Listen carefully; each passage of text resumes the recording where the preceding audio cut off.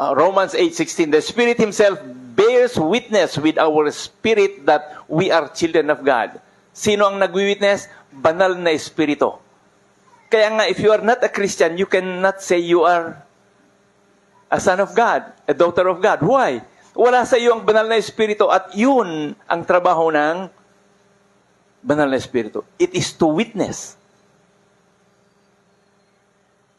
So it is inside us na tayo ay anak ng Diyos. That is the assurance.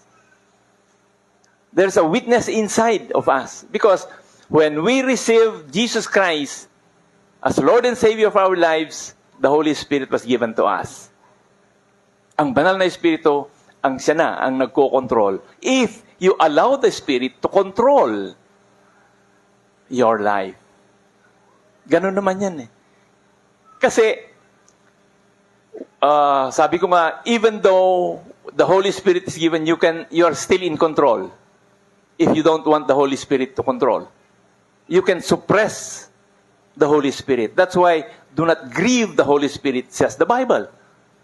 Agyo pa irmanenso, masanto na Espiritu. Paano yung nagagawa yun? When you commit sin. When you commit sin, the Holy Spirit is grieved. And He is suppressed. And when you continue sinning, wala nang, ang banal na Espiritu will stop. Nasuppress siya. Nasa sa atin, pero cannot work. He cannot work. That is why let the Holy Spirit, ang liwanag na sinasabi ng Bible, those who are led by the Spirit are, yun. Anak ka ba ng Diyos? If you are a son or daughter of the living God, sino ang may control? The Holy Spirit. That's why those who are led, ang pinangungunahan ng banal na Espiritu, iyon ang mga anak ng Diyos. Tanong, pinangungunahan ba kayo ng banal na Espiritu o nauuna ang gusto nyo?